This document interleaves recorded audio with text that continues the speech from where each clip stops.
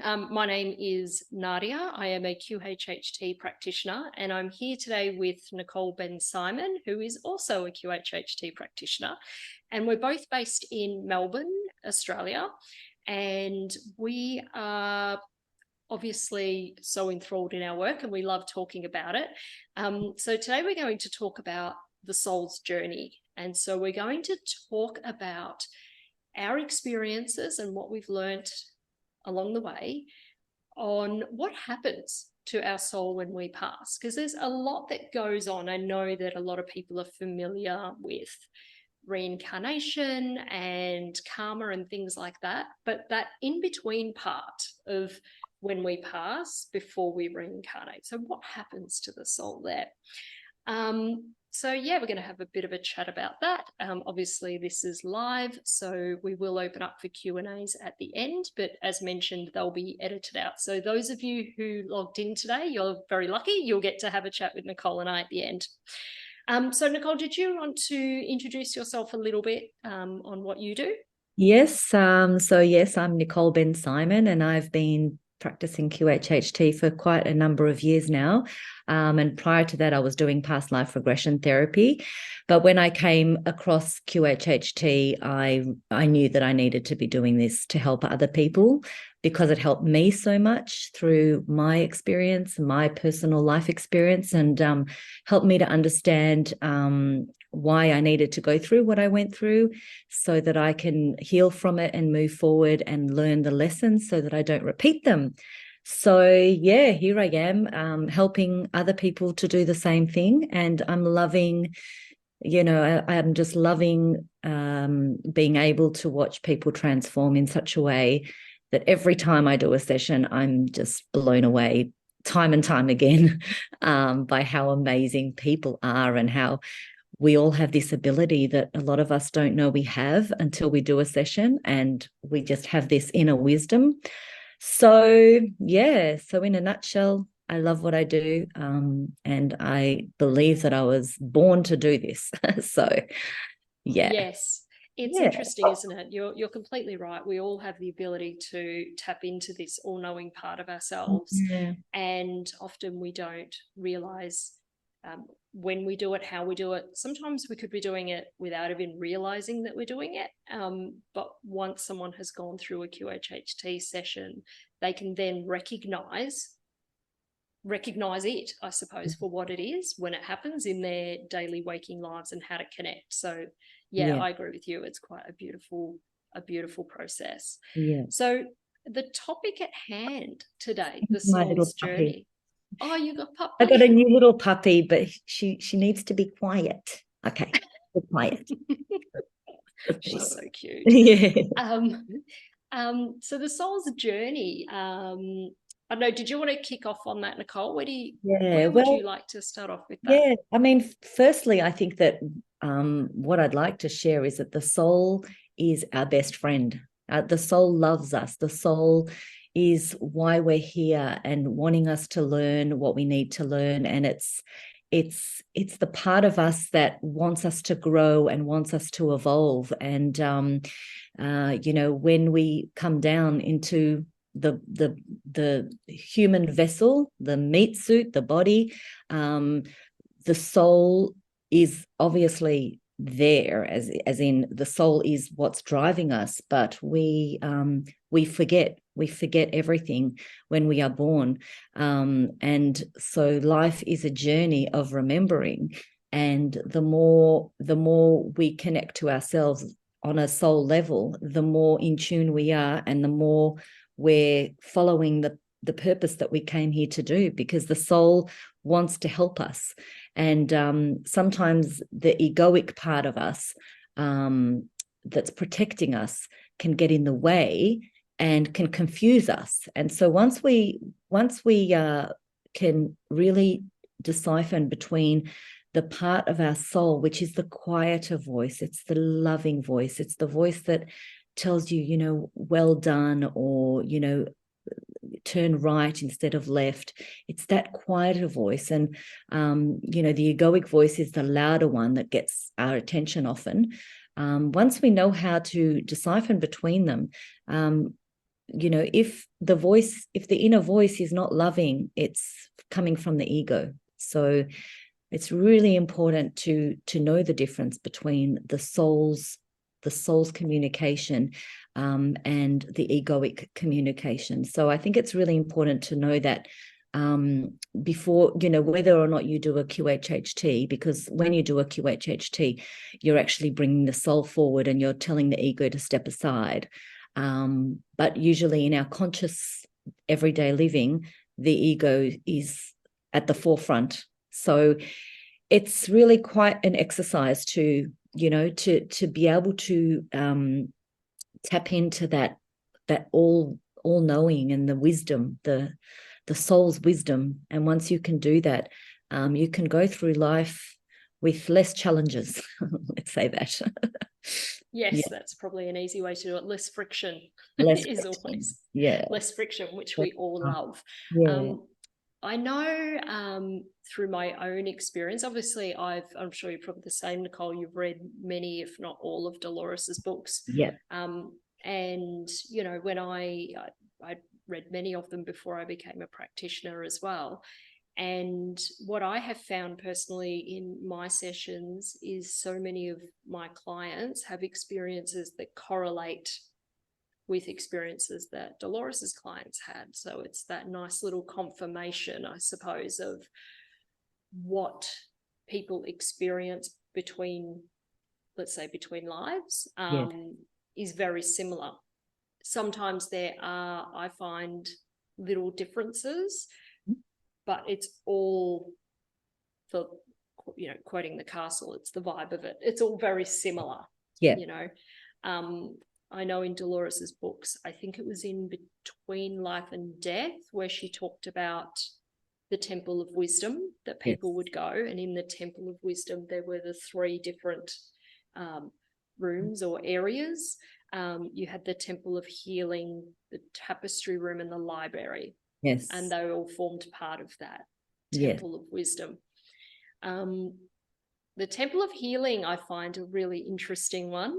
I don't know if you've, I know you would have had experiences with those, Nicole, but often if people have had a difficult past life, their soul needs some love and care. Yes. And they go to that temple and chamber of healing, and that's where they get the the healing, the emotional healing, physical, whatever it is that the soul needs to heal from that experience, especially if they've died in a battle, in a war. So the healing temple or chamber is I often take them there and just allow the healing to take place, know. Yeah. And that's a really good thing to do, because actually, I was watching a video of Dolores the other day, and she was talking about how it's actually possible to visit these places now, through either deep meditation or QHHT and things like that. If you set the intention to go to these places, you don't have to wait to die. So, or finish this life. So the Temple of Healing was described in her works and her books by her clients as being, I think it was like the dome-like structure with the gems in the ceiling that light would come through. So you'd have all these different healing lights in the room, and they would just be immersed in all this healing energy while they were there. It's quite so beautiful. I think there were even crystals, or it was just the light that came in from just all the different areas.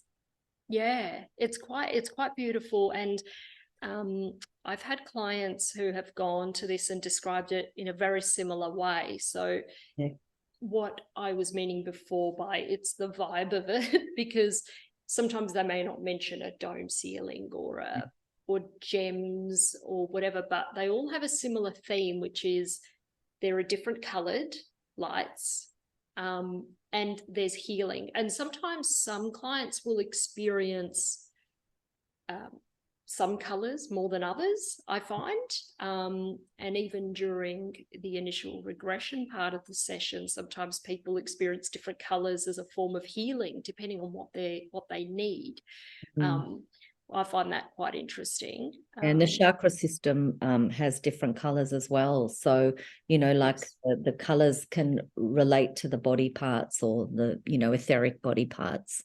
So, yeah, I find that very, very, very fascinating. So, yeah, I haven't had a client explain it as and describe it as a domed ceiling or anything like that, but I've definitely had the colored lights healing room experience. And the feeling of love. They often say yes. you can just feel this profound love. And sometimes they become emotional and they cry because the love is so profound. They feel held. Yeah. And they often, feel quite rejuvenated afterwards. Yeah. Like it really does heal them on such a soul level. I find that quite interesting. And also, I find that people have loved ones come through at that point. Yes. Like loved ones that have passed, like grandparents, parents, siblings. That's very common. It's actually, I feel like that's becoming more common. I'm seeing that happen more in my sessions now than I had before. I don't know if you've noticed this wave of loved ones coming through, which is interesting in itself, because I never ever will say to a client, oh, there's a chance that a loved one could come through, because as you know, we have no control over what experience their subconscious and higher self is going to give them, and I don't want to disappoint them. Disappoint them. So I don't mention it, but it's interesting that it's happening more frequently. I don't know if it's the time of year. They say the veil is thinning, but the veil is thinning. That's what it is. We're getting more connected to the other side. Yeah. Especially when they're in that, they're often in the, 9th dimension, 12th dimension. I've had someone in the 99th dimension. So yeah, when they're in those higher dimensions, that's when you can connect with what's going on in those dimensions, which is amazing. Yeah, exactly. And we're in a very low density as our human selves. We're in the 3rd to 4th dimension. So yeah, unfortunately, but we can access the other ones. It's just we're in quite a dense thing. But that temple of healing, I find it fascinating. I've had many clients go there. Nicole, I know you've had many go there, and you even guide them there yourself, which I find is beautiful. Especially if they've had. Do you do that more so if they've had a traumatic past life? When do you do that? After they've passed and they've left the body, then I will take them to the healing chamber or temple, and I'll ask for the healing to be taken place, and the soul knows what they need, and then I will connect with the higher self, with the subconscious. That's I find that's a beautiful thing that you do for your clients. Because the subconscious and high self can take them there. It's themselves if they need it, but to ask the subconscious to take them there, I think is a very good thing to do. And that temple of healing, actually, I've had people go to other areas of healing as well, not just this colored light one. I don't know if you've experienced anything else. I've had it's just happened a couple of times. I've had clients go to Arcturian healing chambers, and they've all described them in a very similar way. It's like a light blue crystal structure and things. Is that in a ship? In a white, very. I don't recall the ship. I just recall the description of the space that they were in. They were describing it as a very light blue type crystalline crystal room structure. And they said they could feel the healing going on. So I don't know. My thoughts are it could be, maybe these people are Arcturian starseeds, so maybe that's why they go back there for healing. Yeah. you know, as opposed to this other temple of healing. Or maybe, yeah, I don't know. There could be many different reasons, really, let's be honest. Depending on, where the star seeds are coming from. And, if they're going to the Acturians, they're probably Acturians and they're going home to get some love and care. Yeah, exactly. Well, they get sent back. yeah. So I find that interesting too. So there are, and I'm sure, look, there are many, many more places where our souls can go between lives if they need that healing or any particular healing. And I suppose it would depend on what healing they need. Really, there's probably not a one shoe fits all solution or place, but yeah, I've definitely experienced that temple of healing and the Arcturian healing chamber in my sessions, and they both really do the same thing with the same outcome. Yeah. So that's yeah, a really beautiful experience for the soul, very cleansing. I just saw Jess has put a question in the chat. Oh. Do clients become more in touch with their intuition after a session of experiencing other dimensions? Yes, in definitely. my experience, yes. Yeah, we're both like, yeah. Because you recognize that inner voice. Because when you listen to the recording, you befriend this new part of you, and then you can recognize that inner voice when it comes through. I sometimes find that when I'm talking to somebody and I'm giving them advice, they've gone through something, and I just feel my higher self come through and talk through me, and I'm like, wow, that was really smart. So yeah, definitely. Yeah. You can tell it's a part of you that's really, really like intelligent. Yeah. Yes. So yeah, I agree. Definitely your intuition. Yeah. Because really, I mean, what is your intuition?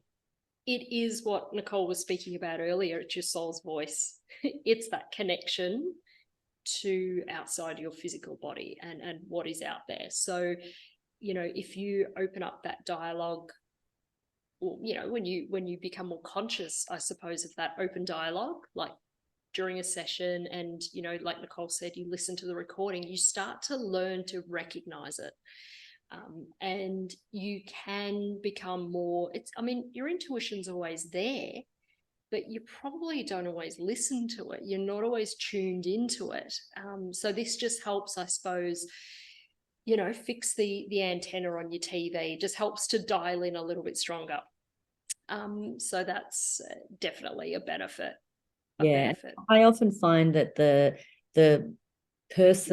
way the person talks when I meet them and we have a chat, once they go into that deep hypnosis, it's a different version of them that comes through that's got a different personality. It's usually like, oh, well, it's always different, but it's sometimes funny. Like sometimes, the person's higher self will giggle and say, oh, she just doesn't listen, we just have to knock her on the head until she gets it, and this is the person talking through, when they're in that state. So yeah, the higher self has a different personality often to the person meet them. Yeah, it's amazing. Yeah, it does, doesn't it? And I know it just depends really, because, you know, with different clients, they have different levels of recollection with their sessions. Some people wake up and remember all of it, some remember bits, some remember very little. So usually right after the session, when we have our debrief, I'll ask clients, tell me what you remember, etc. And if they do remember that part, the majority, the subconscious part, the chat with that inner self, your higher self, a lot of the time they do comment and say, oh, that was weird.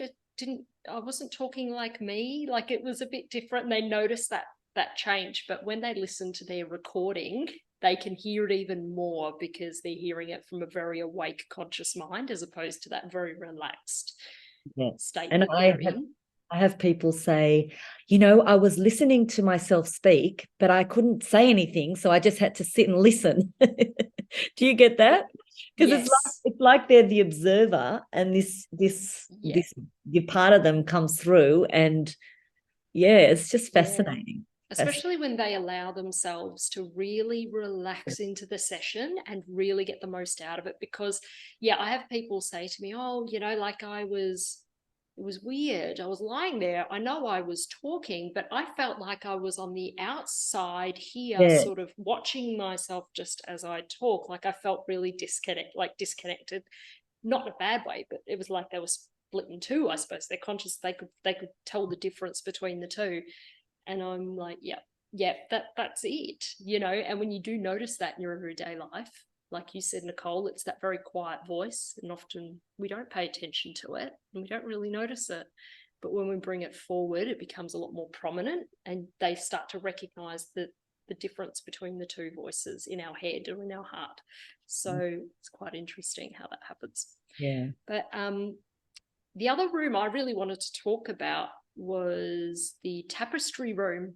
That Yes. is also within the Temple of Wisdom. So what I love about the Tapestry Room is that it's a tapestry. It's been described as a tapestry as far as the eye can see. Apparently we're not even meant to see the end of it, but it's all made of different threads, and each thread is a soul. So it comes into that we're all one, but we're all individual. You know, we are but connected. We are one. We all form part of the same tapestry. And you could be a small thread, a thick piece of rope. There's all different threads within this tapestry, depending on where your soul is at.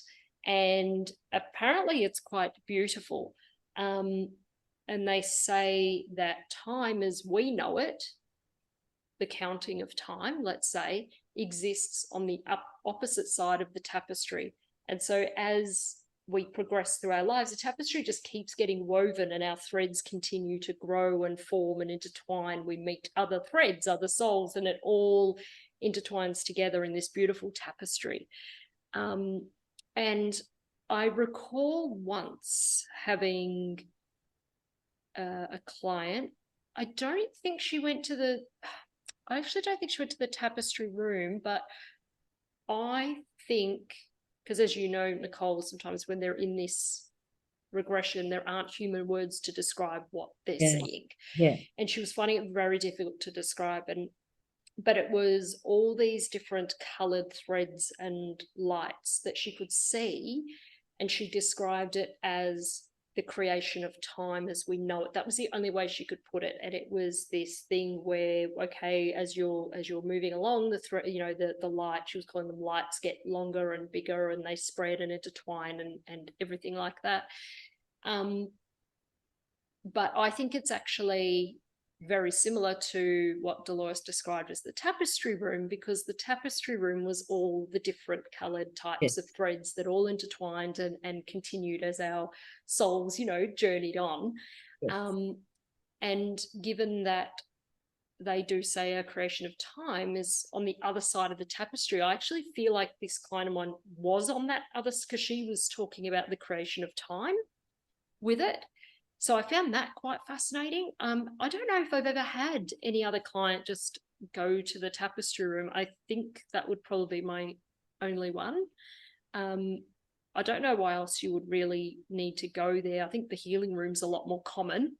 Yeah, I think it's more to understand the connections that you have with the people in your life, the souls in your life, and how you're interconnected. And your mum in this life could have been your daughter in another life, and just showing you that you are all here on a journey, just playing different roles, which is what Dolores talks about, being on Earth School, and that the soul pods, we come together as a group, and we play different roles. In this lifetime you be the mum and I'll be the child, and then in this lifetime I'll be the dad and you be the son, and so we want to try as many different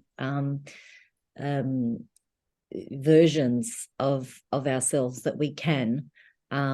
So I guess the tapestry is that intertwining connection. And we often have soul recognitions where we will just look at someone and they'll look back at us and we'll be like, oh my gosh, what was that? And it's just the soul's recognizing. The physical body doesn't, but it's the soul that knows that, sometimes you just agree to just have a glance at each other, and that's the soul agreement for this lifetime. And that's the other thing too that happens, isn't it? Like when we pass, we have that life review. Yes. Our soul goes, and there's no one thing, being, whatever you want to call it, that judges you. We judge And ourselves based. that's what religion has taught people, that, if you don't do this, God is going to punish you. But God is just unconditionally loving. God has, we're in a earth school of free will. And so why would God give us free will and then punish us when we do something wrong? We're free will. So we look back at our lives and say, gee, I didn't like that I did that. Now I want to be, I want to learn what it's like to be on the other side of the coin.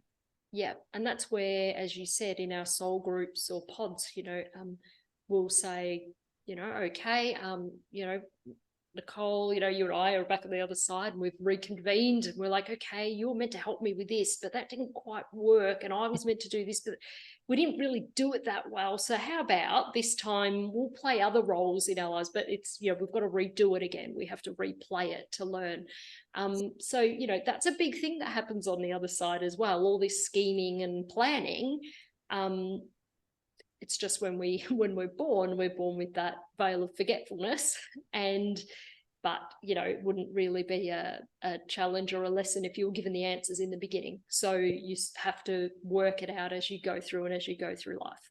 And you have to repeat it until you get it. So I know that I shared many lifetimes with a certain soul, and I needed to learn that lesson so that I can move on to the next level. And this lifetime is when I did it. And the QHHT is what helped me.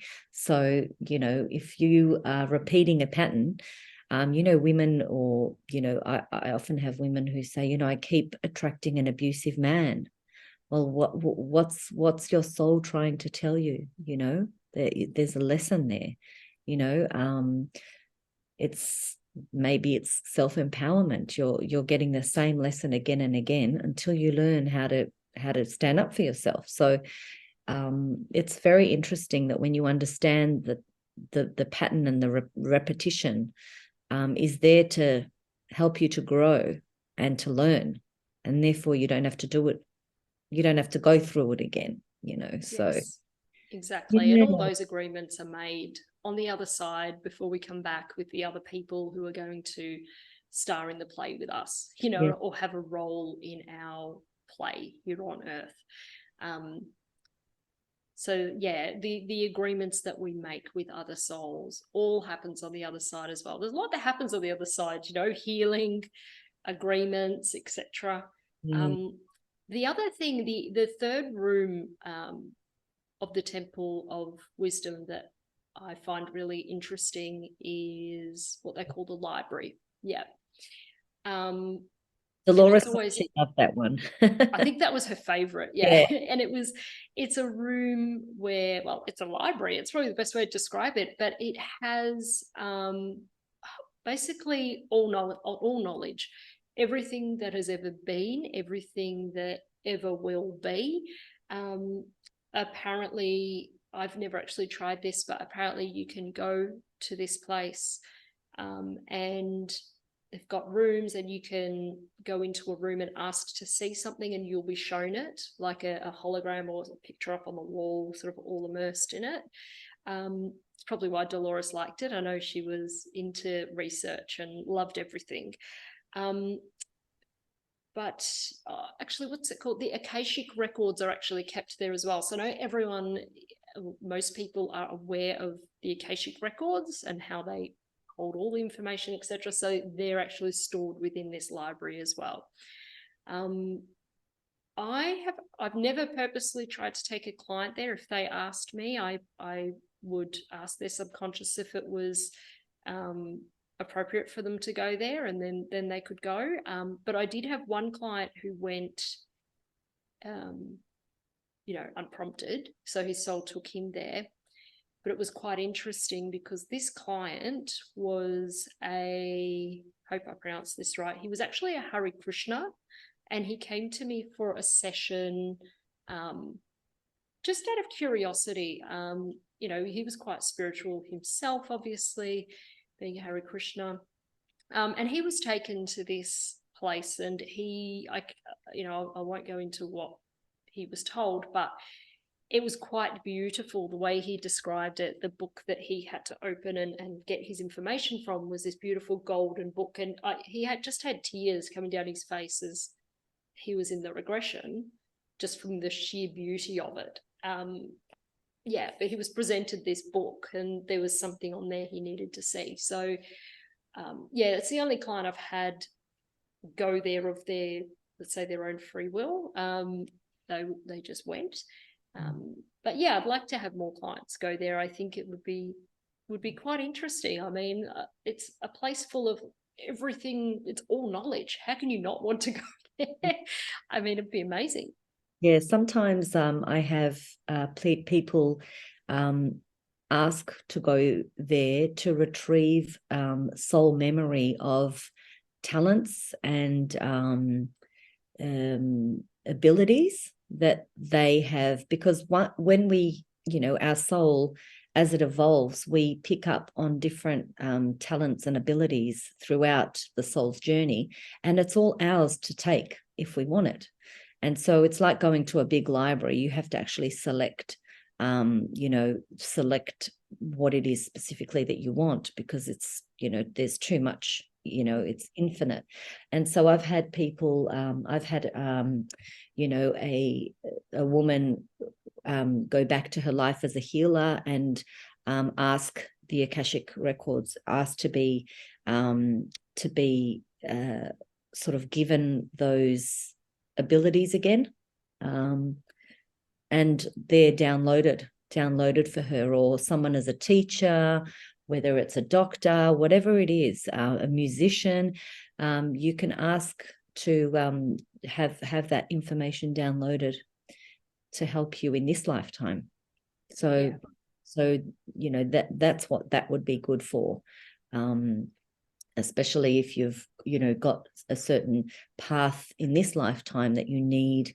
You know, you need to have maybe communication skills, learn to understand another language, perhaps. Yeah, so you're just going back into the soul's infinite, you know, the field of it's just never ending what you can ask for. Yeah. So that's, and I suppose, like with all things, you know, if it is in your best and highest good, and if it's meant for you in this lifetime, you will be shown it, or you will be provided it. But if it's not, you know, it won't be. You can't force it. You know, you can't be, oh, I want to be a singer. I want to be able to sing. But if it's not meant for me in this lifetime, it won't. But yeah, like I said, there are people that I suppose they know what their purpose is. They might have blocks they need to overcome. They might just be struggling a little bit and need a bit of help to, like you say, download that previous knowledge from their soul, that previous skill that is stored there. So that's where that could really be useful. I can, definitely see that. So there's so much that happens when we pass, but and everyone has a different experience. But one thing I will say, every client who goes to a past life, because again, not everyone goes to a past life, but every client that does experience a past life, when they experience that point of passing over, the point of that life ending, I have never, ever had a client be sad that they passed, or, you know, it's they feel so free and they feel amazing. You know, if anything, they just feel pure love. And the beautiful thing is that they do, you know, after passing in that life, they're able to look back on that life and see it from a completely different perspective. You know, they can see well, I suppose it depends on life, but yeah, they just see it completely differently to what they did when they were actually involved in it. And with that comes those the integration of the lessons, the integration of learning. Oh, okay, that's what that was, right? And I don't know. I don't know about you, Nicole. I've never had a client ever who has been sad when they've No, passed. no, neither. And they're so keen to share what the lesson is anyway. In that lesson, I learned to be alone because that was what I wanted to learn, or that I need to love more, or I need to take on other people's problems less. I had someone who was taking on everyone else's problems and doing that in this lifetime as well. And he was told that the lesson of that lifetime was that it's not your job to look after everyone. You've got to look after yourself. Yeah. So Yeah. there's always a lesson to learn, but yeah, it's just like moving. It's not a big deal. It's like the soul just moves into another body, and it's just, we see it as such a big deal, but on a soul level, it's just another chapter in a story. Yes. And and where our soul, some people might say, well, where does our soul then go when we die? And after it's been through healing, and usually it'll go healing if it goes anywhere. But then where does it go? And I know Dolores spoke about this 3 astral planes, astral levels. You've got your lower, your mid, and your upper astral plane. So your lower astral plane, they're your lower vibrational people. These are souls or people that have lived a life full of low Drug, vibrational, drug use. feelings. Yeah, Yeah. they could be, exactly, very low vibrational lives. It's not hell, as is taught in a lot of religions, but it's just a lower astral level. And these are the souls that more often than not, because it is lower on the plane, these are the ones that we can experience as spirits, ghosts, apparitions, that kind of thing, because they're a lot closer to our density, Yeah. right? Um, They hover around what they liked when they were living. So they'll yes, hover around, clubs and bars, places where there's alcohol, and well, it is a type of hell for them. It's not hell, but for them it's not, it's uneasy because they think they're alive, but they're not. So they can't, experience the whatever it is that they're addicted to or whatever. yeah. So because, a lot of them don't realize that they're not human anymore, that they're, so it's not a pleasant place to be, put it that way. No, it's not Not too what we pleasant. But I aspire. mean, they're not there forever, I suppose. It's, until they come back and have to learn their lessons again. But Yeah. it's kind of like a waiting place. And, Yeah. then you have the middle astral, um, where I think it's described very, very similar to what we're taught heaven is. It's very beautiful. You can have what you want. You know, um, it's whatever you imagine heaven to be is the middle astral plane. So that's, again, until you reincarnate, but that's where you go, and it feels fantastic. And often they say a lot of souls don't want to leave. And they're encouraged to by their guides if they need to for soul evolution and learning. And but yeah, that's what I perceive, the way it's described, as what heaven is. Mm. Wouldn't you agree? Like that middle astral, it's just beautiful. You have what you want. It's however you imagine it to be is what it will be. It's very Yeah. beautiful. They don't want to leave. Yeah. Then you've got the upper astral, which is, I suppose, what we all aspire to go to, because then we would never have to come back again. But they say that's where the temple of wisdom that we were speaking about is, in that upper astral level. So we do visit there, obviously between lives for healing and things, but we get booted back because there's something else we have to learn. Yeah. But yeah, it's quite interesting how all that was discovered within QHHT and the works, and there's so many people, clients that can correlate that. Yeah, amazing. Yeah, I Yeah. find that really, really interesting. I'm just trying to think if there's anything we've missed out on. Like there's probably lots. There's a lot of things that can happen between, when we finish up in the life that we're in and start a new one. So there's healing. There are, obviously our judgment of ourselves and how we went, reassessment, setting of contracts, agreements with other souls before we come back, and forming that soul or that karmic contract when we're back on this plane. There's so much that happens. But I think that in a nutshell, I think that covers it. Is there anything you think we've missed out on, Nicole? Yeah, just I guess just to note that where the soul wants to learn as much as it possibly can when it comes into a lifetime. And Dolores was saying that disabled bodies are like souls are waiting in line for disabled bodies, because in one lifetime you can learn and grow so much from being in a disabled body. So we would look at someone disabled and feel sorry for them or compassionate, but they are actually bringing out that compassion in us, making us appreciate, the life that we have and whatever. So also, you've got the carers as well that are learning and growing from caring for disabled bodies. So it's very interesting how, on our side, we look at that as, not it's not something we would really choose. However, the soul does want to come down once and learn everything in one lifetime, so that it doesn't have to keep coming again and again. so that's an interesting concept. They choose a very hard life, as you say, to try and learn everything or a lot of things at once. It's definitely a hard way to do it. Very hard way. Yeah.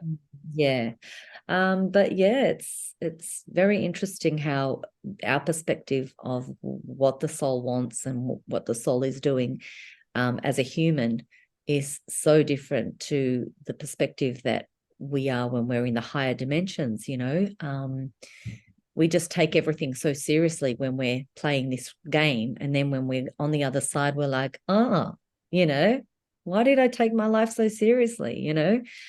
So I guess the idea is just to enjoy your life and learn as much as you can, and be high vibrational if you can, as often as you can, and do good to yourself and to others. Not to take every little thing too seriously, because you chose it. It's hard for us to see that, but we chose everything. Yeah. And when they're on the other side, though, they do see it, but like I said, from that different perspective, they see it as the lesson they had to learn, and they're okay with that. They're very okay with it, especially if they did learn that lesson, if that did sink in that lifetime. They're rapt, because great, tick that one off. Do it again. Yeah. Exactly. They don't have to do it again.